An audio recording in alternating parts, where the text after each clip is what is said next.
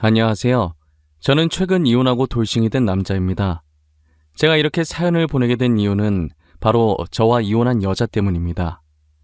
그 사람을 아내라고 부르고 싶지 않을 정도로 제 결혼과 이혼은 너무나도 수치스러워요. 지금 생각해보면 무엇 때문에 아내를 그리 사랑했는지 모르겠을 정도로 콩깍지라는 게 무섭네요. 저는 사랑하는 사람과 행복한 가정을 이루고 싶었을 뿐이었는데 그게 너무 큰 바람이었나 봐요. 이 이야기를 정말 쪽팔려서 주변 사람들한테 털어놓을 수가 없어서 이렇게 익명으로 사연을 보내봅니다. 저는 1년 전에 의사인 아내와 결혼을 했었어요. 제가 아내를 데리고 처음 결혼 허락받으러 갔을 때 저희 부모님의 반대가 너무 심했었어요. 이 말을 들은 여러분들은 저희 부모님의 눈이 너무 높다고 의사 며느리면 좋아해야 하는 것 아니냐고 얼마나 더 대단한 며느리를 데리고 와야 허락을 해주나 싶으시죠? 저희 집은 사업하는 집안인데 규모가 꽤나 큰 편이에요. 저희가 사업을 하는 집안이다 보니 저희 부모님은 제가 같은 업계 사람이랑 결혼하길 바라셨죠. 아무래도 같은 사업가로서 서로의 일에 이해도 잘해줄 것이고 필요할 때 도움도 받을 수 있잖아요. 사업을 하면서 비슷한 사람끼리 서로 상보상조하는 것이 좋으니까요. 저는 그래도 아내 직업이 평범한 것도 아니고 의사니까 부모님께서 허락을 해주시지 않을까 했어요. 단호하게 반대를 하시니 저도 놀랐지만 아내도 만만치 않게 놀라 했어요. 왜냐면 아내도 자신의 직업이 어디에 꼴리지 않을 직업이라는 걸 알았으니까요. 단칼에 안 된다고 하시니 아내 입장에선 당황스러울 수밖에 없죠. 결혼은 반대했지만 연애하는 건 자유고 아직 저희가 젊으니 그것까진 반대하지 않겠다고 하시더라고요. 그래서 저희는 헤어지지 않고 계속 연애를 해왔어요. 언젠가는 저희 부모님의 마음이 돌아서리라 굳게 믿고 있었거든요. 하지만 마음을 돌릴 기미가 보이지 않았고 아내와의 결혼 이야기를 꺼내려고 하면 부모님은 아무 말도 하지 못하게 저를 째려보셨어요. 저는 부모님의 기에 눌려서 결혼의 기억자도 못 꺼내고 입을 닫아야 했어요. 부모님은 연애는 연애고 결혼은 결혼이라며 선자리에 나가라고 하시는 거예요. 저는 이야기가 갑자기 왜 그리로 빠지냐고 했더니 슬슬 결혼할 나이 아니냐고 잔말 말고 부모님이 잡아놓은 선자리에 나가라고 하시더라고요. 이건 정말 아닌 것 같다고 선자리에 나가지 않겠다고 하고 집을 나왔어요. 저는 아내에게 비밀을 만들고 싶지 않아서 사실대로 이야기했어요. 아내는 제 말에 허공을 보며 골똘히 무언가를 생각하는 듯 하더니 이내 제 눈을 똑바로 쳐다보는 거예요. 오빠, 우리 그렇게 하자. 어머님, 아버님께서 계속 우리 결혼을 반대하시잖아. 그럼 우리도 두 분이 우리 결혼 반대 못하시게 만들어버리자. 어때? 우리 부모님이 반대 못하게 만들자고? 어떻게 하려고? 생각해놓은 방법 있어? 당연히 있지. 나한테 아주 좋은 생각이 있어. 우리 사고 치자. 사고 치자고. 모르겠다는 눈빛 보내지 마. 무슨 말인지 이해했잖아. 애기 가지자고. 뭐, 아기를 가지자고? 너 진지하게 생각한 거 맞아? 충동적으로 막 뱉는 말이 아니고? 아니, 무슨 결혼 허락 받겠다고 아기를 가져. 너 아기 가지면 일 쉬어야 돼. 그건 내가 알아서 할게. 그리고 나 충동적으로 막 뱉은 말 아니고 엄청 진지해. 내가 빈말하는 거 봤어? 아이 가지면 오빠네 부모님도 어쩌지 못할 거야. 안 그래? 아내는 저희 부모님한테 허락받으려면 그 방법밖에 없다면서 아이를 가지자고 하는 거예요. 이미 가진 아이를 어쩌겠냐면서 만약 지우라고 하면 자신이 원한 가지고 애 지우라고 했다고 소문내서 기업 이미지 망칠 수도 있다는 생각에 무조건 허락하신다고 장담하더라고요. 저는 아내의 말도 일리가 있다고 생각했고 당장 실행에 옮기기로 했어요. 그렇게 3개월 정도 지나고 아내가 정말 임신을 하게 된 거예요. 3주 차라고 초음파 사진을 내미는데 진짜 제가 아빠가 된 게 맞는지 믿기지가 않더라고요. 조그맣게 콩처럼 찍혀있는 게 제 아이라는 사실에 감회가 새로웠어요. 저는 당장 아내에게 결혼을 허락받으러 가자고 했어요. 일단 무작정 저희 집으로 오긴 했는데 막상 문을 열려고 하니 긴장되더라고요. 떨리는 손을 손잡이에 올려놓은 상태로 몇 번이나 심호흡을 했어요. 아내는 제 손 위에 자신의 손을 올리더니 저를 향해 고개를 한번 끄덕이더라고요. 저도 아내 따라 고개를 끄덕이고 아내와 같이 문을 열었어요. 문 열리는 소리에 부모님이 저희 쪽으로 쳐다보셨고 아내와 함께 온 모습을 보고 눈을 찌푸리더라고요. 여자친구는 뭐하러 데리고 온 거냐? 또 결혼 허락해달라는 쓰잘데기 없는 말 하러 온 거냐? 아가씨께는 너무 미안하지만 우리 아들 이번에 선보러 갈 거예요. 알고는 있어야 하지 않나 싶어서. 알고 있습니다. 안 그래도 아까 오빠한테 이야기 다 들었어요. 그런데 어머님, 아버님, 저희 오빠 그 선자리 못 나가요. 곧 아빠 될 사람인데 선자리에 나가면 곤란하죠. 아빠가 된다니 그게 무슨... 설마 너... 아니다. 아가씨가 말해볼래요? 내가 생각하는 그게 맞나요? 임신이라도 했다는 말이에요? 네, 아버님. 저 오빠 아이 가졌어요. 3주 차래요. 못 믿으실까봐 여기 초음파 사진도 가지고 왔어요. 진짜인지 가짜인지는 거기에 찍힌 산부인과에 연락해보시면 바로 알 수 있으실 거예요. 아내는 당당하게 초음파 사진을 내밀었고 아버지는 당황한 표정으로 사진을 받아드셨어요. 그리고 임신이라는 말에 놀라서 주방에 계시던 어머니가 국자를 든 채로 거실까지 나오셨더라고요.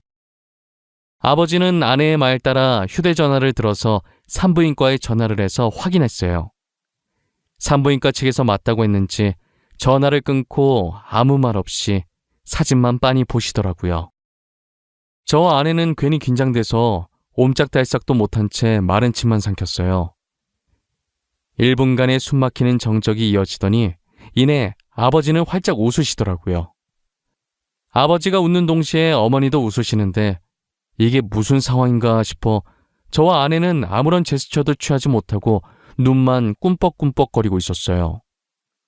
이야, 이게 정말 내 손주란 말이야? 이렇게 조그만 것이 아들인지 딸인지는 아직 모르는 거지. 언제쯤 알 수 있다니? 개인적으로 딸이었으면 아는구나. 나는 외동아들밖에 없어서 딸이 너무 궁금해. 아마 3주 정도 더 지나야 성별할 수 있을 거예요. 누굴 닮았으려나? 인물은 솔직히 며느라이가 더 나은데 말이에요. 솔직히 우리 아들은 너무 평범하잖아. 그 반응들은 뭐예요? 좋아하는 것 같긴 한데 그래서 저 선 나가요? 애 아빠 될 사람이 선자리를 왜 나가? 출산 힘든 건데 네가 며느리 옆에서 보필해야지. 네 엄마도 너 낳을 때 엄청 고생했어. 네가 애 낳을 때까지 잘해줘. 집안일도 하고. 그래, 맞아. 임신했을 때 잘못하잖아? 그거 진짜 평생 기억 남는다. 난 아직도 네 아빠가 사과 안 사온 게 그렇게 화가 난다니까.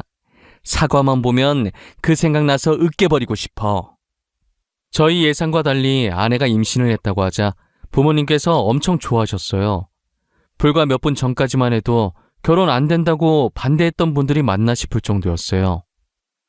배가 불러오기 전에 결혼 서둘러야겠다면서 아내 부모님한테 인사드리고 빠른 시일 내에 상견례 날짜를 잡아오라고 했어요. 그러자 아내는 잠시 머뭇거리다가 부모님이 안 계시고 할머니 밑에서 자랐는데 할머니도 자신이 성인이 되자마자 돌아가셨다고 하더라고요. 갑자기 분위기가 숙연해졌고 아내는 이런 반응 바라고 말한 거 아니고 괜찮다고 하면서 분위기를 바꿔보려고 했어요. 저희 부모님은 제게 더 잘하라고 그런 상황 속에서 의사 된 것이 너무 대견하다고 했죠. 저도 처음 들은 아내의 가정사라 놀랐고 결혼해서 행복한 가족을 만들어줘야겠다고 생각했어요. 아내는 미리 말하지 못해서 미안하다며 닭똥 같은 눈물을 흘리더라고요. 오빠 미안해. 오빠한테는 그래도 미리 말했어야 하는데 놀랐지. 오늘은 꼭 말해야지. 내일은 꼭 말해야지 하면서 참을 말 못했었는데 이제서야 말하네. 너가 뭐가 미안해. 내가 미안하지. 너가 그런 아픔이 있는 줄도 모르고 마냥 해맑고 순수한 아이라고 생각했는데 우리 결혼하면 정말 행복하게 살자. 고마워. 끝까지 나 포기하지 않아줘서 너무 고마워. 내가 정말 잘할게. 우리 힘들게 결혼하는 만큼 꼭 행복하게 살자. 그렇게 저희는 상견례를 생략하고 속전속결로 결혼을 진행했어요. 저희 부모님은 손주 안겨줘서 고맙다며 최고 대우를 해줬어요. 서울의 40평짜리 아파트에다 혼수도 다 넣어주시고 연예인들이 많이 이용한 예식장에 드레스까지 저희 부모님께서 모든 것을 최고로 준비해 주셨어요. 저와 아내는 아이 덕분에 일원도 들지 않고 맨몸으로 결혼을 한 것이에요.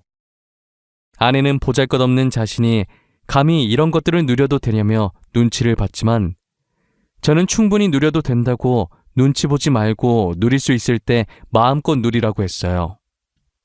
제 말에도 눈치를 보다가 아내 친구들이 부럽다면서 말 거니까 조금씩 어깨를 피기 시작하더라고요. 저희는 많은 사람들의 부러움 속에서 성공리 결혼을 마쳤어요.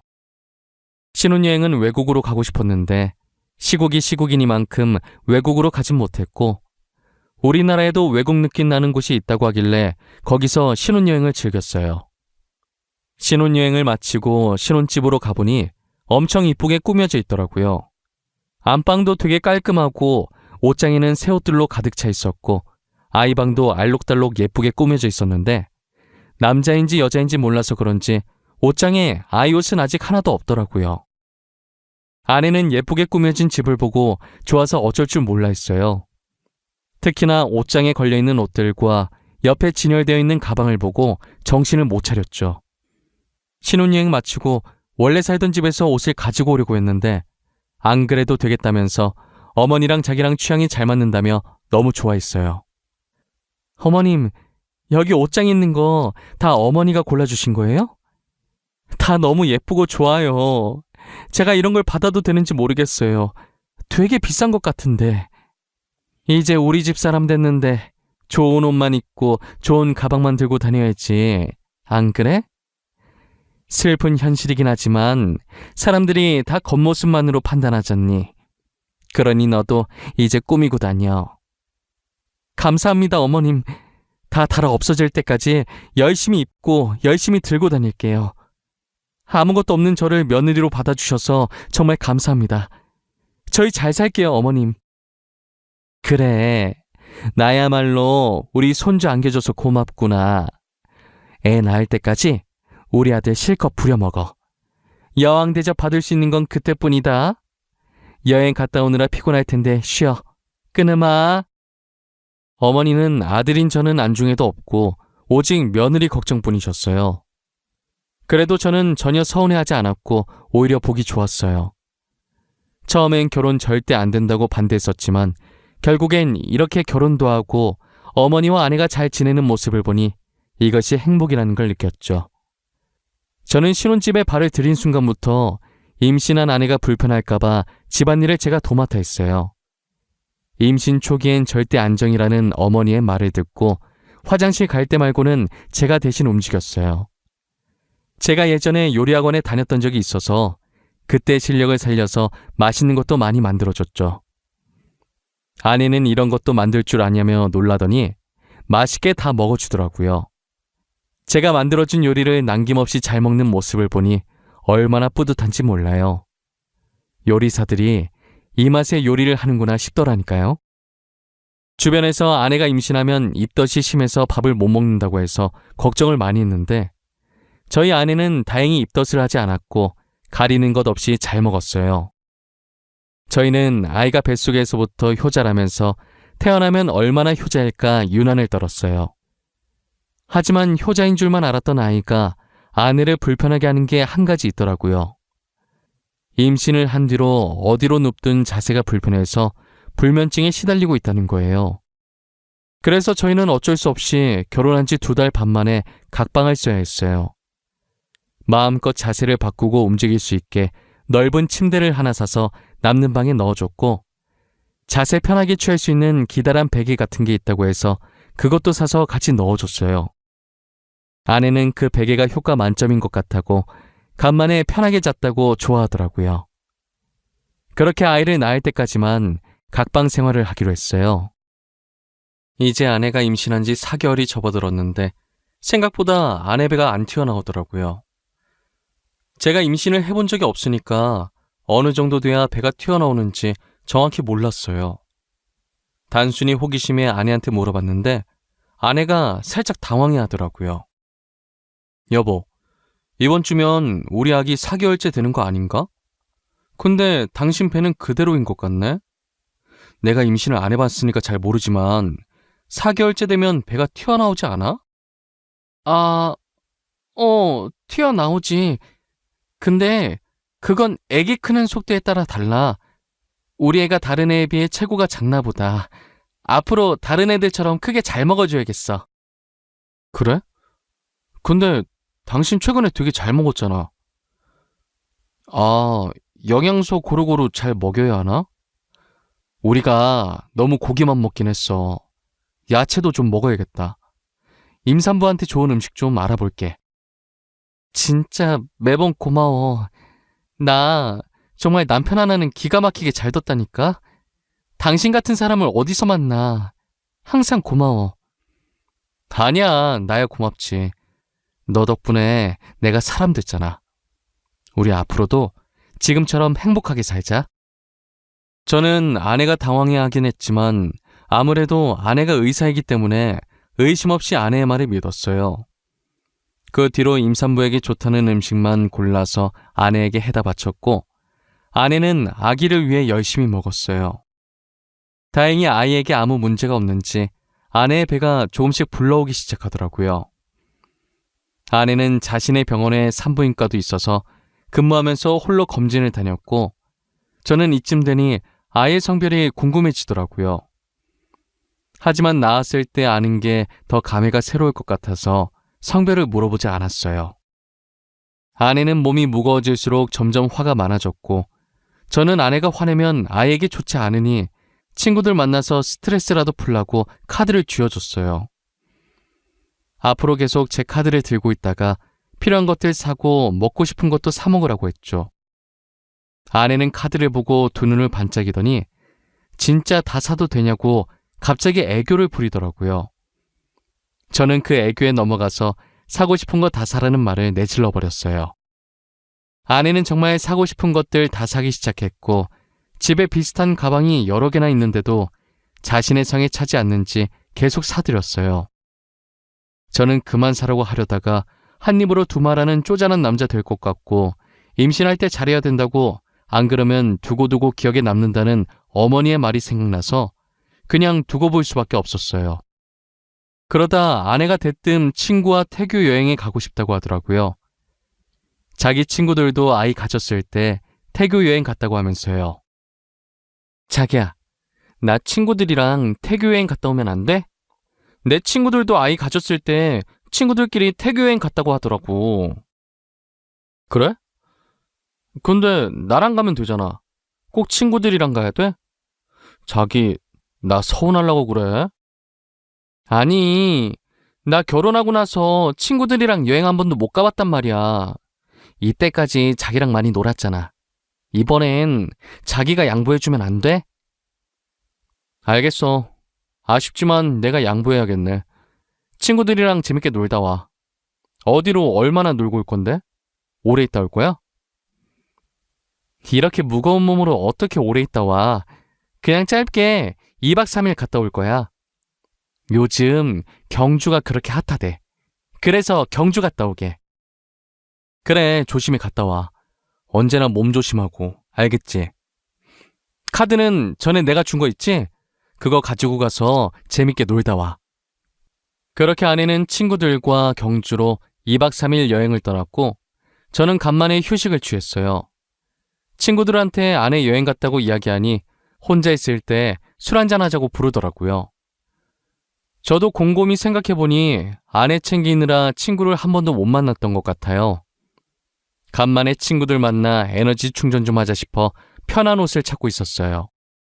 근데 제가 입으려고 했던 후드티가 안방 옷장에 안 보이는 거예요. 며칠 전에 아내가 제 후드티를 입었던 게 생각나서 혹시나 거기에 있나 보려고 아내 방에 들어가서 옷장을 확인했어요. 옷장을 하나씩 확인하는데 걸려있는 옷 사이에 이상한 게 하나 있더라고요. 손으로 잡으니 묵직한 게 한 손으로 빼내기가 쉽지 않더라고요. 끙끙거리면서 빼보니 이상한 물건의 정체는 TV 속에서 많이 보던 임산부 체험복이었어요. 저는 도대체 이게 왜 아내 방에 있지 하면서 별 생각 없이 옆에 세워두고 후드티를 마저 찾다가 갑자기 쎄한 느낌이 들었는데 설마 하고 넘겼어요. 그 당시엔 제가 드라마를 너무 많이 봐서 쓸데없는 생각하고 있는 거라고 믿었어요. 저는 그게 왜 있는지 너무 궁금해서 아내가 돌아오는 날엔 평일이라 제가 퇴근하고 저보다 먼저 집에 와서 짐을 풀고 있는 아내에게 물어봤어요. 아내는 아무렇지 않게 자기 환자가 주문한 거라고 하더라고요. 내가 당신 여행 가 있는 동안에 후드티 찾는다고 잠시 당신 옷장 봤었거든. 근데 TV에서나 보던 임산부 체험복이 있더라고. 그거 뭐야? 왜 당신 방에 그게 있어? 아, 그거? 안 그래도 그거 내일 병원에 가지고 가야 돼. 환자가 주문한 거거든. 아내 임신 준비하는데 그 전에 자기가 아내 고통 먼저 느껴보고 싶다나? 그래서 내가 주문해줬어. 그런 거였어? 특이한 환자분이네. 하긴 먼저 고통 느껴보는 것도 좋긴 하겠다. 얼마나 힘든지 알아야 아내한테 더 잘할 거 아니야. 좋은 남편이시네. 아참, 당신한테도 저거 주문해서 입혀볼 걸 그랬나? 그럼 내가 지금 얼마나 힘든지 알 텐데. 난 괜찮아. 나는 입어보지 않아도 충분히 알았어. 그때 들어보니까 되게 무겁더라고. 나는 정말 괜찮은 것 같아. 당신 아직 저녁 안 먹었지? 내가 저녁 차려줄게. 아내는 호기심 가득한 표정으로 제게 임산부 체험복을 따로 주문해서 입어보길 권했고 저는 정말 입으라고 할까봐 말을 돌려버렸어요. 아내는 밥 먹으면서도 괜히 임산부 체험복 얘기를 하면서 난처해하는 제 표정을 보고 즐기더라고요. 저는 모양 빠지게 안 입겠다고 한 게 뒤늦게 민망해서 멋쩍은 듯 머리를 긁었어요. 그러다 한날은 제가 지방 출장이 잡혀 있었는데 갑자기 취소가 된 거예요. 당시 제가 피로감도 많이 쌓이고 몸이 좋지 않은 느낌이라 가기 싫었는데 잘 됐다 싶었어요. 저는 컨디션도 안 좋고 빨리 쉬고 싶은 마음에 아내에게 연락도 안 하고 곧장 집으로 갔어요. 운전도 못할 것 같아서 차를 회사에 두고 대중교통 이용해서 집에 갔죠. 집으로 들어가니 아내의 목소리가 현관까지 들리더라고요. 거실에 가니 안 보이고 소리 들리는 쪽으로 발걸음을 옮겼어요. 아내는 제가 들어오는 소리도 못 들었는지 방에서 열심히 누군가와 신나게 통화하고 있더라고요. 천천히 걸어서 문 앞에 다다랐을 때 문틈 사이로 들려오는 아내의 목소리를 듣고 멈춰섰어요. 근데 너 이제 어떡할 거냐? 대충 유산했다고 하지 왜 이렇게 질질 끌었어? 아이 어디서 구하려고 그래? 나 사사나 나왔다고는 말 못해준다. 미리 말했어.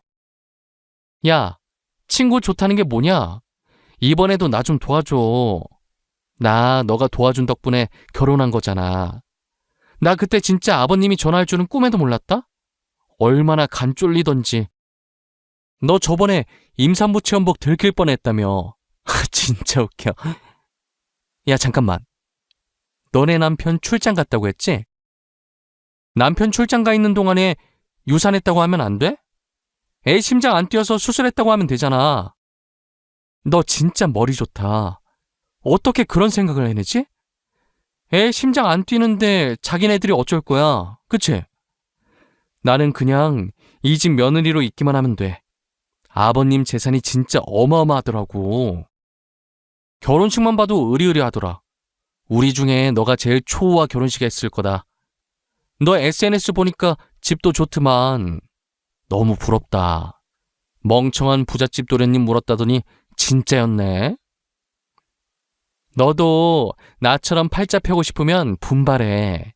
나도 너가 도와달라는 거 다 도와줄 테니까. 내가 의리하라는 끝내주잖아. 여보, 언제 왔어?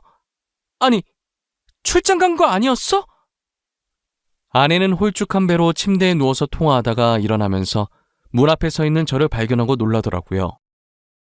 마치 귀신이라도 본 사람처럼 들고 있던 휴대폰까지 던지면서 소리 질렀어요. 아내의 소리에 대충 짐작을 한 건지 상대방은 전화를 끊더라고요. 저는 배신감에 분노가 차올라서 온몸이 부들부들 떨리기 시작했어요. 아내는 부잣집 남자만 골라 사귀던 꽃뱀이었고 자신이 만났던 사람 중에 제일 부자였던 저와 결혼을 해서 팔자를 바꿔보려고 했던 것이었어요. 그래서 산부인과 의사인 동기와 짜고 쳐서 임신했다고 거짓말을 쳤고 저희 부모님과 저를 속여 결혼까지 한 것이에요. 저번에 제가 발견했던 임산부 체험복도 아내가 거짓 임신 연기하기 위해 샀던 것이었어요. 돌이켜보니 배 안 튀어났다고 했을 때 많이 당황했었는데 그때 의심을 해볼 걸 그랬어요. 아내 말처럼 제가 멍청해서 이런 연기에 속아 넘어갔던 것 같아요. 아내는 자기 말 좀 들어보라며 제 바지가랑이를 붙잡았어요. 여보, 내 말 좀 들어봐. 나 당신 돈 보고 결혼한 거 맞는데 당신을 좋아했던 내 마음은 진심이야. 진짜야. 제발 믿어줘. 어? 내가 잘못했어. 제발 한 번만 봐주면 안 돼? 당장 내 집에서 나가. 나 네 얼굴 1초라도 보기 싫으니까 당장 나가라고. 사과 따윈 필요 없어. 나 네 사과 받을 마음 하나도 없거든? 그냥 내 눈 앞에서 꺼져! 여보, 내가 미안해.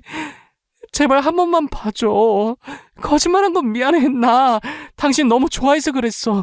돈도 돈이지만 당신이 너무 착해서 좋았어. 착해서 속이기 쉬우니까 좋았겠지. 나보고 멍청한 부잣집 도련님이라며. 진짜 내가 멍청하게 네 연기에 속아서 이 지경까지 온 거네. 더 말하기도 싫다. 당장 나가! 저는 바지가랑이를 잡고 있는 아내의 손을 뿌리쳤어요. 어차피 집안의 모든 물건은 제 돈 아니면 저희 아버지 돈이었기 때문에 휴대전화만 아내의 손에 쥐어주고 집 밖으로 내보냈어요. 아내는 미안하다고 한 번만 봐달라고 문 두드리면서 빌었지만 저는 용서해줄 마음이 없었어요. 저는 아내와의 이혼 소송을 위해 날이 밝는 대로 이혼 전문 변호사를 만났고 처음부터 녹음하진 못했지만 대충 중요한 말이 들어간 부분은 다 녹음된 걸 증거로 제출했어요. 법원은 당연히 저의 손을 들어주었고 아내는 제게 위자료를 줘야 했어요. 그리고 저는 아내가 의사 생활을 못하도록, 아니 사회에 발을 들이지 못하도록 하고 싶었어요. 그래서 아버지께 모든 걸 말씀드렸고 아버지는 인맥을 총동원해서 아내가 병원에 발을 들이지 못하도록 만들었어요. 의사협회에 돈을 노리고 임신했다고 거짓말치며 사기 결혼한 아내에 대한 청원글을 넣었고 저의 글이 삽시간에 퍼지면서 아내는 의사 생활은 물론 어디에도 발을 들이지 못하게 됐어요. 멍청한 부잣집 도련님 꼬셨을 때 이렇게까지 되리라는 생각은 전혀 못했었나 봐요. 세상엔 돈으로 안 되는 것이 아무것도 없는데 말이에요. 저는 아내가 병원이 아니라도 어디에 이력서를 넣든 못 들어가게 막을 생각이에요. 멍청하다고 비웃었던 사람에게 당하면 얼마나 비참할지 상상이 안 가네요. 저는 아내의 임신 조작을 도와준 친구도 찾아내서 병원에 발을 못 디디게 했고 그의 만행도 까발려 위조로 고소까지 넣었어요. 어차피 저는 이런 일이 있어도 꽃뱀한테 걸려서 불쌍하다는 얘기만 듣지 아내는 아마 평생 꼬리표가 남아 새 출발하긴 힘들 거예요. 그래도 저는 부잣집 도련님이라 그런지 이혼을 해도 저와 선을 보고 싶어하는 사람이 많더라고요. 역시 부모님들 말씀대로 비슷한 집안끼리 결혼을 할 걸 그랬나 봐요. 옛말에 어른들 말 들으면 자다가도 떡이 생긴다는 말이 있잖아요. 괜히 사랑에 눈 멀어서 부모님 말 안 듣다가 벌 받는 것 같은 느낌이에요. 지금은 부모님이 마음에 들어하는 조건의 여자를 소개받아 결혼을 전제로 만나고 있는 중이에요. 다시 결혼하고 싶은 마음은 없었는데 저희 부모님이 간절히 원하시더라고요. 사실 저희 부모님이 평상시에도 아기를 되게 좋아하셨어요. 그래서 전 아내가 아이를 가졌을 때 되게 행복해하면서 출산일만 기대하고 있으셨거든요. 아이 가지고 장난친 전 아내를 두고두고 저주하겠다며 이를 갈고 계세요. 간이 얼마나 크면 감히 우리 집안을 속이냐고 하면서요. 아마 전 아내가 대한민국을 뜨지 않는 한 살아있는 동안에 끊임없이 저희 부모님께 시달릴 것 같네요. 저도 저희 부모님처럼 전 아내를 가만히 놔둘 생각은 전혀 없어요. 슬슬 제 이야기를 여기서 끝내보려고 합니다. 드라마에서 보던 일을 겪어보니 아직도 뒤통수가 얼얼하네요. 사랑했던 사람에게 배신을 당하니 사람이 정말 땅끝까지 절망에 빠지게 되더라고요. 지금은 잘 이겨내고 다른 사람을 만나고 있지만 당시엔 정말 죽을까도 생각 많이 했어요. 그래도 이렇게 좋은 사람을 만나 많이 치유되어 다행이죠. 여러분들도 저처럼 멍청하게 당하지 말고 뭐든 확실히 알아보시길 바랄게요. 꼬리가 길면 잡힌다고 거짓말하면 언젠간 잡히게 되어 있답니다. 지금까지 제 이야기 들어주신 모든 분들께 감사합니다.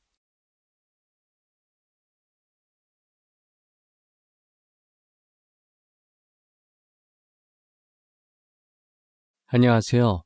저는 딸 하나 잘 둔 덕에 호강받으며 사는 60대 여성입니다.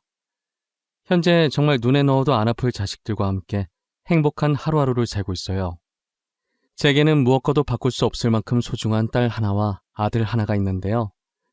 저는 오늘 여러분들께 제 딸에 대해 이야기해보려고 이렇게 사연을 보내게 되었어요. 저희 딸은 사실 제 친딸이 아니라 굉장히 특별한 인연으로 만나게 된 아이인데요. 이야기를 하기에 앞서 저는 입양아로 컸어요. 태어나자마자 어느 부잣집으로 입양이 되었죠. 말이 좋아야 입양이지 친정 부모님께서 돈이 없어서 저를 부잣집에 돈 받고 판 것이었죠. 저를 키워주셨던 부모님은 최대한 기억이 없는 갓난아이를 입양하고 싶어 하셨어요.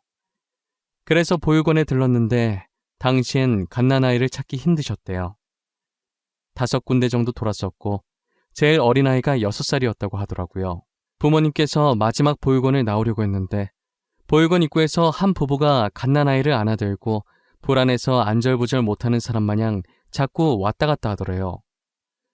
부모님이 나오면서 미심쩍은 눈으로 그 부부를 유심히 봤다고 하더라고요.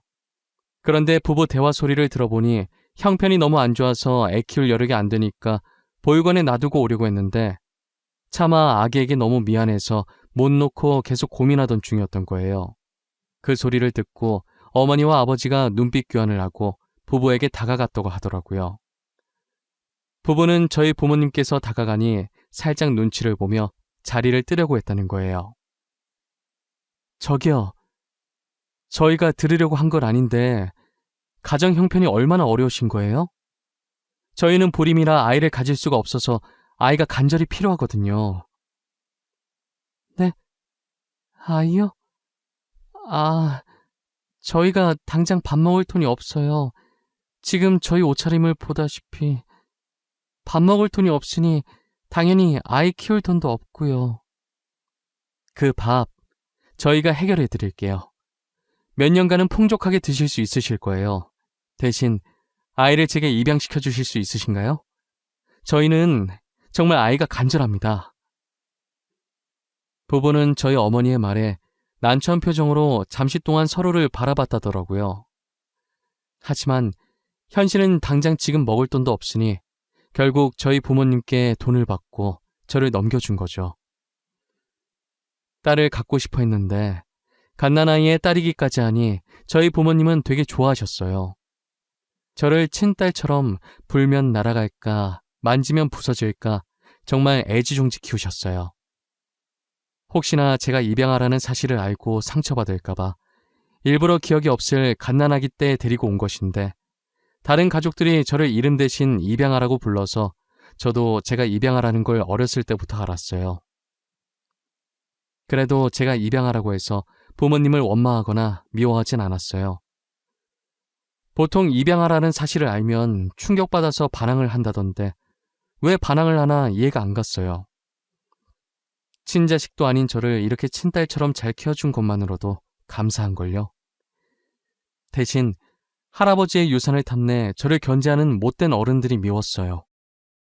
저희 아버지가 3남 2녀 중에 막내여서 그런지 할아버지의 사랑을 제일 많이 받았었어요.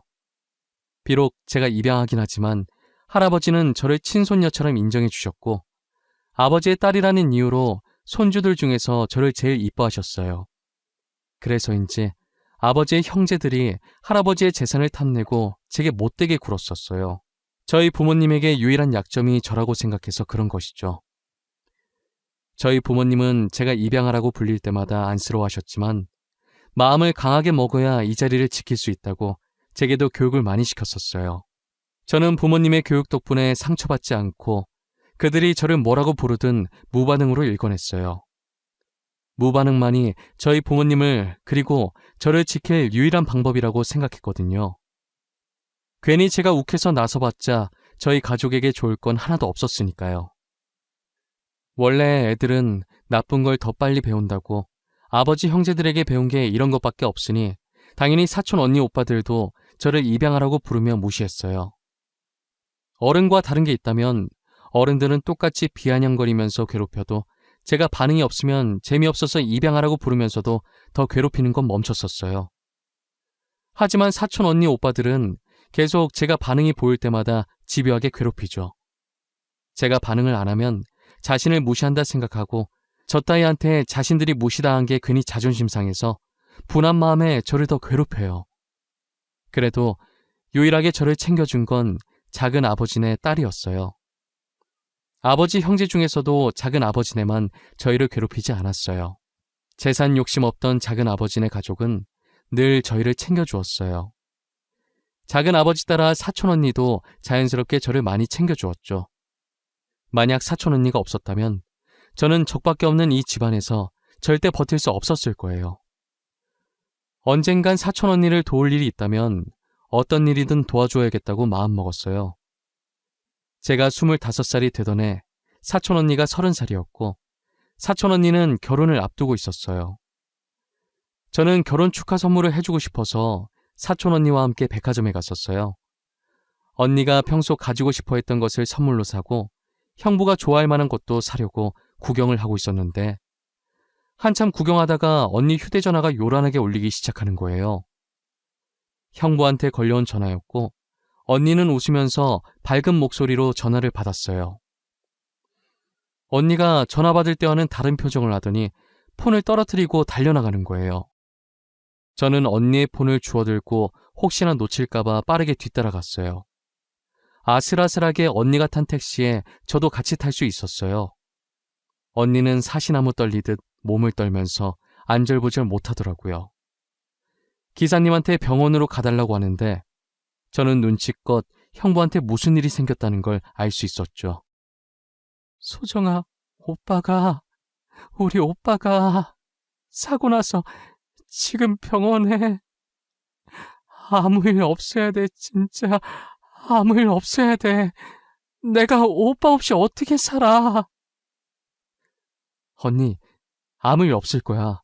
형부 괜찮으실 거야. 형부가 얼마나 강한 사람인데 언니도 알잖아. 분명 아무 일 없을 거야. 아직 확인도 안 했는데 벌써부터 걱정하지 말자, 응? 나 너무 무서워. 아까부터 자꾸 안 좋은 기분이 들어. 옷 쌀게.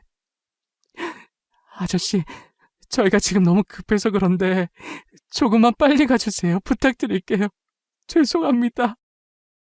병원에 도착하니 형부는 침대 위에 누워 미동도 없었고 흰천을 덮고 있었어요. 형부는 꽃을 사들고 언니를 만나러 오다 졸음운전 차량에 사고를 당하고 말았어요. 언니는 망연자실한 표정을 한 상태로 흰천으로 덮인 형부를 안으며 눈물을 흘렸어요. 오빠 뭐야? 일어나. 나 놀래키려고 일부러 장난치는 거지? 그런 거지? 오빠, 왜 이러고 누워있는 건데? 자는 척 하지 마. 눈 좀 떠봐. 응? 내가 미안해. 잘못됐어. 언니, 그만해. 언니가 계속 이러면 형부가 마음 편히 못 가셔. 제발 그만해. 응? 나만 두고 가는 주제에 마음 편히 가면 안 되지. 걱정돼서 계속 돌아보게 만들 거야. 나쁜 놈. 오빠는 나쁜 놈이야. 혼자 가고 나도 데리고 가지. 나랑 같이 가지.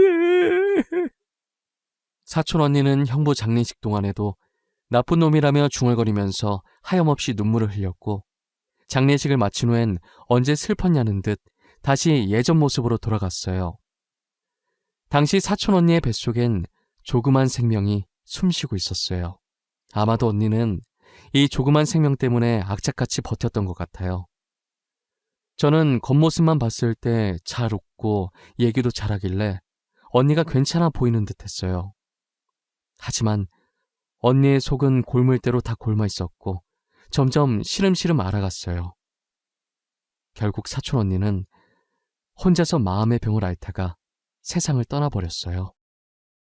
엄마, 아빠 다 세상을 떠나버리고 혼자 남은 갓난아기 조카를 저마다 불쌍하다고 한마디씩 했죠. 다들 저 아이를 어쩌면 좋을지 이야기를 나누는데 제가 저 아이를 키워야겠다고 마음먹었어요. 그동안 언니가 제게 잘해줬으니 그 빚을 아이를 키우며 갚아 나가야겠다는 생각이 들더라고요. 처음엔 아이를 키우겠다는 제 의견에 저희 부모님께서 굉장히 반대를 하셨었어요. 소정아, 너 아직 결혼도 안 한 아가씨야. 너가 이 아이 키우면 결혼은 어떻게 하려고 그래? 은혜 갚는 건 좋다 이거야. 그런데 어떤 남자가 애 있는 여자랑 결혼하고 싶어 하겠어? 그래, 그건 네 엄마 말이 맞다. 우리가 그동안 네 의견에 반대한 적 있었니? 하지만 이건 진짜 아니야. 소정아, 다시 한 번만 잘 생각해보자, 응? 더 생각해볼 것도 없어요. 저는 이미 마음 정했어요. 이 아이, 제가 키울래요. 저도 엄마 아빠 부탁 거절한 적 단 한 번도 없어요. 하지만 이번만큼은 저도 물러설 수가 없어요. 부모님은 결혼도 안 한 25살짜리 아가씨가 무슨 아이를 키우냐며 나중에 결혼은 어떻게 하려고 하냐면서 미래를 생각하려며 절대 아이를 못 키우게 하셨어요. 저는 무작정 아이를 데리고 집으로 돌아왔고 부모님도 아이를 보고 불쌍하다 여겼는지 결국은 제 의견을 따라 아이를 키우라고 허락을 해주셨어요. 당시 저는 부모님께 소개는 안 드렸었지만 결혼을 약속한 남자친구가 있었어요. 아이를 데리고 오겠다고 부모님께 말하기 전에 남자친구에게 먼저 말했었어요. 아무래도 결혼을 약속한 사이인데 이렇게 중요한 사안을 마음대로 정하는 건 아닌 것 같아서요. 남자친구는 제 이야기를 듣더니 제 사정을 다 이해하더라고요. 남자친구는 그렇다 치지만 문제는 남자친구의 부모님이었죠. 아무리 제 친딸이 아니지만 그래도 애 있는 며느리를 누가 좋아하시겠어요? 결혼 허락받으러 갔을 때 고민을 엄청 하다가 아이에 대해 이야기를 했어요. 평소 남자친구 부모님과 친했었지만 이 일은 친한 것과는 별개이잖아요. 그래서 어떤 반응을 보이실지 걱정했는데 남자친구 부모님도 딱한 사정을 듣더니 이해해 주시는 거예요. 남자친구 부모님은 정말 좋으신 분들이라 그분들을 보고 배운 남자친구도 좋은 사람이었어요. 결혼 후에도 조카를 친딸처럼 친손녀처럼 되게 잘 챙겨주시고 결혼 전에도 가끔 아이를 자신의 집에 데리고 오라고 하고 우스꽝스러운 표정도 지어주면서 아이랑 잘 놀아줬었어요. 남자친구도 남자친구 부모님도 너무 감사하게 저희 조카를 너무 이뻐해 주었어요. 좋은 분들 덕분에 저희의 결혼은 문제없이 진행을 하게 되었어요. 남편과 저는 조카를 배 아파 낳은 친딸이라 생각하고 10년 동안 정성껏 키웠었어요. 혹시나 친자식을 낳으면 알게 모르게 무의식 중에라도 차별하게 될까봐 자식을 안 낳으려고 했었어요. 사실 조카가 너무 이쁘고 제 딸이라 생각해서인지 굳이 아이 계획도 세우지 않았었는데 결혼한 지 10년 만에 갑작스레 아들을 임신하게 되었어요. 그리고 비록 늦게 아들을 낳았어도 이쁜 조카와 항상 차별 없이 동등하게 똑같이 키웠어요. 조카는 단 한 번도 반항을 하지 않았고 한 번씩 겪는 사춘기도 없었어요. 일찍부터 철이 들어서 저희 말도 잘 듣고 나이차 많이 나는 아들과도 잘 지냈어요. 아무래도 저희 부부가 맞벌이다 보니 저희 아들은 거의 조카가 키웠다고 보면 될 정도예요. 조카가 아들을 엄청 이뻐해주고 조카가 큰 누나 노릇 톡톡히 해주더군요. 공부에는 전혀 관심 없었던 조카가 중학생이 되고부터는 누가 시키지도 않았는데 스스로 공부를 열심히 하더라고요. 고등학생 때는 진짜 자는 시간 제외하고 밤낮 할 것 없이 모든 시간을 책상 앞에만 붙어 있었고 코피를 흘려도 대충 코에 휴지 넣어놓고 공부를 했어요. 정말 독하다 싶을 정도였죠. 그렇게 15년 동안 악착같이 공부하더니 심리학과 의사가 되더라고요. 의사 가운을 입은 조카의 모습을 보니 너무 뿌듯했고 잘 자라줘서 고마웠고 언젠간 떳떳하게 언니를 다시 만날 수 있겠다는 생각을 했어요. 언니 딸, 내가 이렇게 멋있게 키웠다며 의사 만들어놨다면서요. 저는 조카 다 키웠으니 드디어 고생이 끝났다는 생각이 들었어요. 하지만 말썽 안 피우는 조카 대신 아들이 조카 몫까지 반항도 크게 하고 제 속을 많이 썩였었어요. 이제 막 고등학생이 된 아들은 대체 어디서 구한 건지 가방 안에서 담배꽉이 나오더라고요. 저희 집엔 담배 피는 사람이 한 명도 없었거든요. 저희 부모님도 안 피시고 남편, 저, 그리고 딸까지 전부 비흡연자예요. 제가 늘 집에서 학교 다니다 보면 친구랑 어쩌다 한 번씩 싸울 수는 있어도 성인이 될 때까지 술, 담배는 절대 하지 말라고 교육을 시켰었거든요. 그런데 이렇게 떡하니 학생 가방 속에서 담배꽉이 나오니 화가 나는 거예요. 저는 담배꽉을 들고 가 게임하고 있는 아들의 머리에 내리꽂듯이 세게 던졌어요. 아들은 갑자기 날라온 담배꽉을 맞고 아픈지 머리를 문지르더니 저를 째려보더라고요. 네 가방 속에 이거 있던데 뭐야? 너 설마 담배 피니? 그런 거야? 내가 술, 담배는 안 된다고 그렇게 말했는데 어떻게 된 건지 설명해. 아씨, 엄마 왜 남의 가방을 뒤져보고 그래? 나는 사생활도 없어? 엄마가 한 행동 엄연히 사생활 침해인 거 알아? 아씨? 너 지금 엄마한테 아씨라고 한 거야? 내가 언제 그렇게 가르쳤어? 너 도대체 요즘 뭐라고 돌아다니는 거야? 어?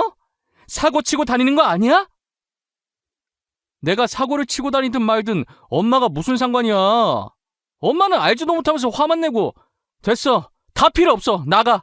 엄마랑 얘기하고 싶지 않으니까 나가라고. 엄마니까 상관하지. 너 사고 치면 그 뒷수습은 누가 할지 생각도 안 해봤어? 그리고 내가 뭘 모르는데. 야, 이지혁. 내가 뭘 모르느냐고. 너 담배 어디서 났는지 말 안 해? 아들은 저를 노려보며 소리 지르더니 방문을 닫아버렸어요. 저는 답답한 마음에 문을 두드리며 제가 뭘 모르고 있는지 물어봐도 답을 하지 않았죠. 조카 키울 때 이렇게까지 힘들지 않았는데 아들 녀석 키우는 건 왜 이렇게 힘든지 모르겠어요. 머리가 커질수록 자기 하고 싶은 대로만 하려고 그러고 저와는 대화를 하지 않으려고 했어요. 한번 담배가 발견되고 나니 계속 아들의 가방을 확인하게 되더라고요. 이해해보려고 하고 참으려고 해봤지만 계속해서 담배꽉이 나오니 저도 슬슬 화가 나는 거예요. 저는 아들과 차분하게 대화를 시도해보려고 했어요.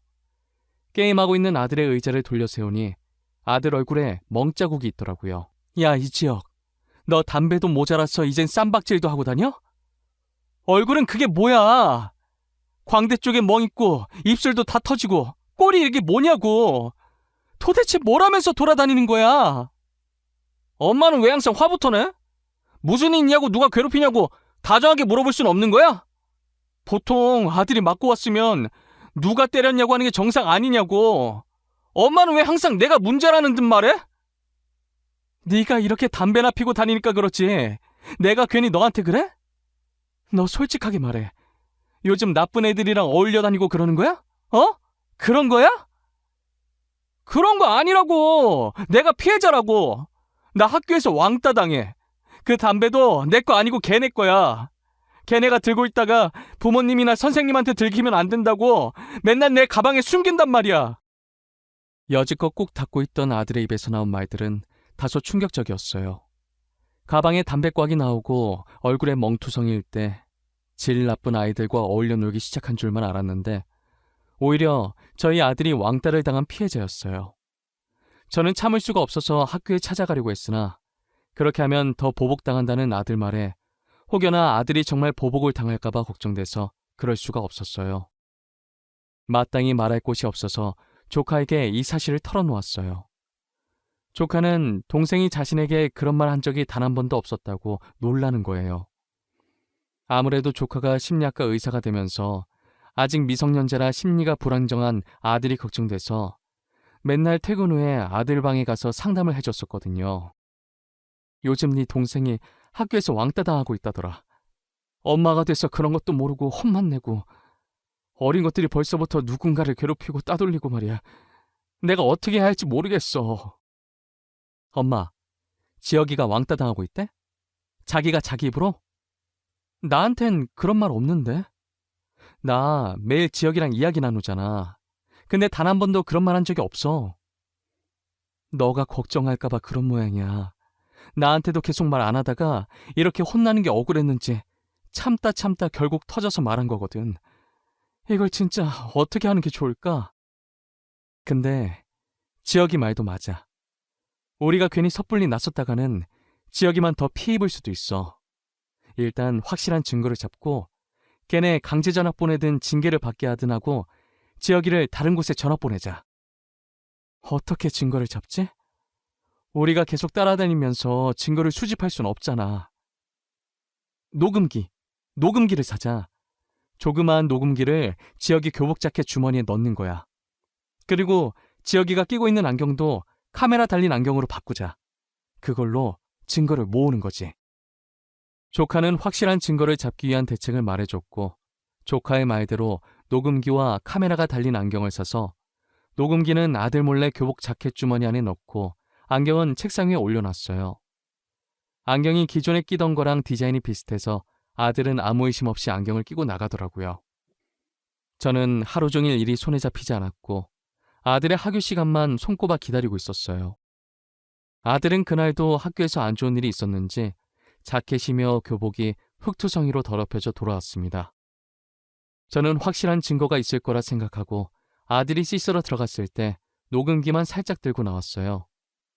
제 방문을 걸어 잠그고 떨리는 손으로 녹음기 재생 버튼을 눌렀어요. 저는 녹음기에서 나오는 음성을 듣고 충격을 받아 손으로 입을 틀어 막았어요. 야, 전에 학교 앞에서 너랑 떡볶이 먹던 여자 진짜 네 누나 맞냐? 나이 차이 꽤 있는 것 같던데? 누나가 아니라 엄마 아니야? 사고 쳐서 너 낳은 거 아니냐고. 그런 거 아니야. 우리 누나 맞아. 그리고 나를 괴롭히는 건 괜찮지만 우리 가족까지는 건들지 말았으면 좋겠어. 부탁할게. 야, 많이 컸네 우리 지혁이. 우리한테 눈도 제대로 못 보는 주제에 이제 부탁도 다 하고. 우리 가족까지는 건들지 말았으면 좋겠어. 부탁할게. 하, 진짜 골 때리네 얘. 우리가 뭘 했다고 그래. 우린 너네 가족 손끝 하나도 안 건드렸어. 누가 들으면 오해하겠다. 그치? 그러게. 우릴 왜 나쁜 사람들로 만드실까? 아직 정신을 제대로 못 차렸네. 덜 맞아서 그러나? 더 맞아야 정신을 차리려나? 왜? 계속 우리 심기를 건들고 그러실까? 어? 가족을 상대로 막말도 서슴없이 하고 저희 아들을 괴롭히는 말도 서슴지 않았어요. 조카와 아들을 희롱하더니 아들이 그만해달라고 하자 차마 들을 수 없는 소리들이 들리기 시작했어요. 절로 손이 떨리는 그 소리에 더 들을 수가 없었어요. 결국엔 몇 초도 듣지 못하고 녹음기를 꺼버렸어요. 아들이 이런 수모를 당하는지 몰랐다는 사실에 제 자신이 너무 한심하고 아들에게 대한 미안함과 가해 학생에 대한 분노로 온몸이 떨리고 눈물이 차올랐어요. 아들 잘 때 안경에 있던 카메라를 빼서 컴퓨터에 연결해보니 녹화가 잘 되었더라고요. 저는 이 파일들을 조카에게 넘겨주었고 조카는 아들에 대한 차트 정리를 시작했어요. 아들이 왕따 당한 걸 전부 차트에 다 적어두었죠. 그런데 아들은 혹시나 저희에게 피해가 갈까봐 불안에 떨고 있더라고요. 아들 말에 의하면 가해 학생들의 집안이 되게 잘 사는 집안인 거예요. 저는 조카를 키우면서 부모님의 도움을 받지 않고자 가끔 연락만 하고 직접 왕래는 잘하지 않았어요. 저희 아들을 위해서 정말 오랜만에 부모님에게 연락해서 도움을 요청했어요. 엄마, 죄송한데 제가 부탁이 있어서 연락을 드렸어요. 저희 아들 일로 부모님의 도움이 필요해요. 한 번만 제 부탁 들어주시면 안 될까요? 이번에 잘 해결되면 절대 부탁 같은 거 하는 일 없을 거예요. 딸 부탁인데 엄마가 당연히 들어줘야지. 나는 오히려 딸이 부탁해줘서 고마운데? 우리가 지영이 키우는 거 반대했었다고 매정하게 그렇게 발길을 끊는 법이 어디 있어? 그런 거 아니에요. 제가 키우기로 했으니까 책임감 가지고 싶어서 그랬던 거예요. 나도 알아. 장난 한번 쳐본 거야. 도대체 어떤 일이길래 우리 딸이 부탁을 다 할까? 아들이면 지혁이? 우리 지혁이한테 무슨 일이라도 생겼어? 사실 저희 아들이 학교에서 왕따를 당하고 있는데 가해자들 집안이 좋아서 오히려 자기가 반항했다가 더 보복당할까 봐 아무것도 못하고 있더라고요. 너네 아빠가 들으면 간만에 재밌어 하겠네. 안 그래도 요즘 삶이 무료하다던데. 엄마가 아빠한테 말해놓을게. 무슨 말인지 대충 눈치챘어. 학교 갈 날짜만 문자로 보내줘. 저희 어머니는 눈치가 빠르셔서 제가 본론을 말하지도 않았는데도 다 알아차리시더라고요. 어떻게 하라는 말도 안 했는데 알아서 다 하겠다며 날짜만 문자로 보내달라고 하고 쿨하게 끊으셨어요. 간만에 재미난 일이 생겼다며 좋아하시는데 못 말리겠더라고요. 제가 앞에 말했듯이 저희 집안이 부자라고 했었잖아요. 그래서 재산 때문에 어른들이 저를 입양하라 부르고 괴롭혔다고요. 저희 집안이 웬만한 기업들과는 거의 다 손을 잡고 있어서 상대가 잘 사는 집안이라고 해봤자 다 거기서 거기고 대부분 저희 집안이 투자금을 쥐어준 집안일 거예요. 저희 집안은 가족끼리만 돈 가지고 싸움을 벌이지 밖에서는 부자라고 티를 잘 내지 않아요. 예전에 티냈다가 돈 노리고 접근하는 사람들이 많아서 계속 당하다 보니 티를 안 내게 됐어요. 저희 아버지도 돈 자랑하거나 집안 자랑하는 것을 별로 안 좋아하시는데 이렇게 상대가 먼저 집안 좋다고 시비를 걸어온다면 말이 달라졌죠. 엄마한테 학교에 갈 날짜를 찍어 보내줬더니 그날 학교에 오신 부모님 패션을 보고 역시나 그럴 줄 알았다는 듯이 고개를 저었어요. 명품은 기본이고 브랜드별로 최고로 비싸고 전 세계에 몇 개 없는 한정판 차도 새로 뽑으셨더라고요. 고개를 빳빳하게 들고 입꼬리를 한쪽만 올리고 웃으면서 들어오시는데 어찌나 웃긴지 몰라요. 뒤늦게 온 가해자 학부모들도 꽤나 빼입고 아들들과 함께 당당하게 등장을 했는데 처음엔 기세등등하게 콧대 세우고 등장했다가 저희 부모님을 보고는 기가 점점 죽더라고요. 그러더니 전 세계에 5개밖에 없는 한정판 아니냐고 수군거리다가 제가 헛기침을 하니 자기들도 헛기침하면서 아무 말도 안 한 척 시치미를 뗐어요.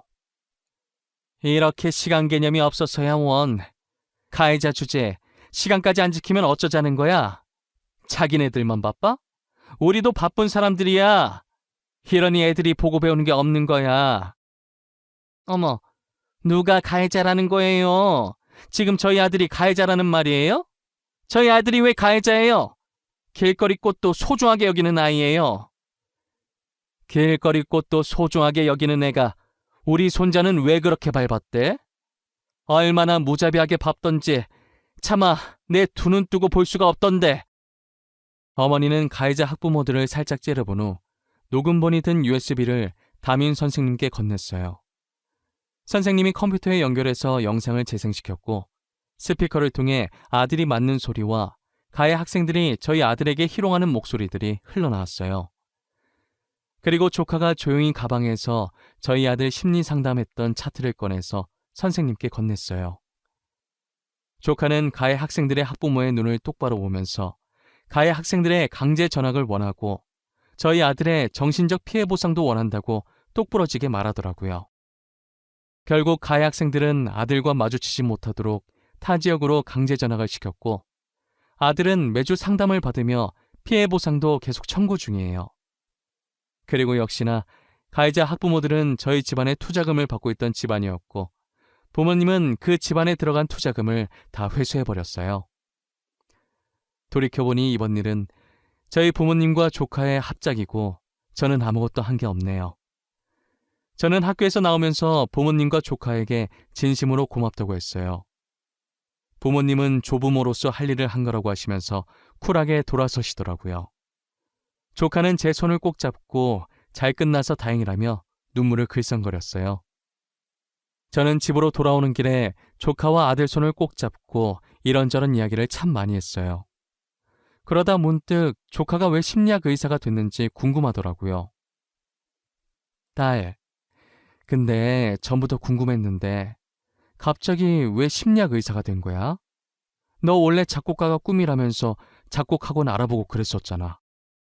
엄마 때문에 마음고생 많았던 우리 엄마 생각나서 그랬어.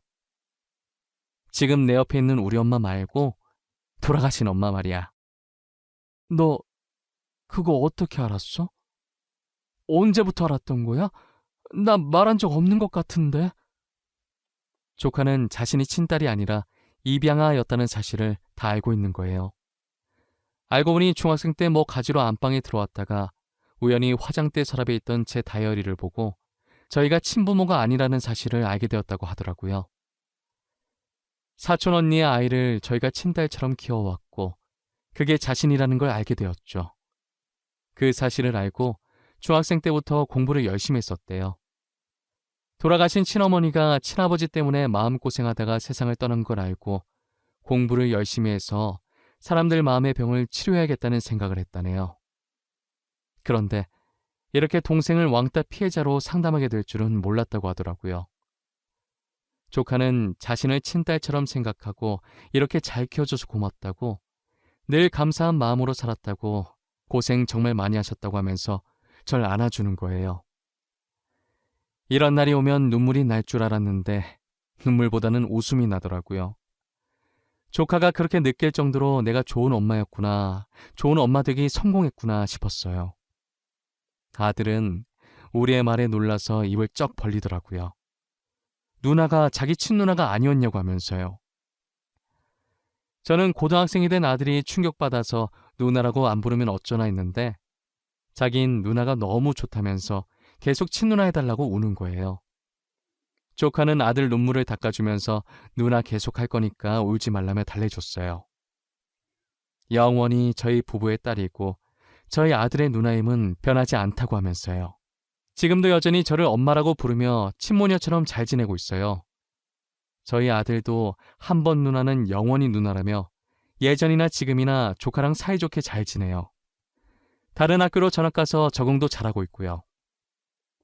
저는 더도 말고 덜도 말고 딱 지금만큼만 저희 가족이 행복했으면 좋겠어요. 저의 이야기는 여기까지입니다. 입양하라고 해서 다른 사람과 다른 건 아무것도 없습니다. 전 배 아파 낳았든 마음으로 낳았든 다 같은 자식이라고 생각해요. 여러분들도 입양하라고 해서 친부모한테 버림받았다고 불쌍하다는 생각을 하지 않았으면 좋겠어요.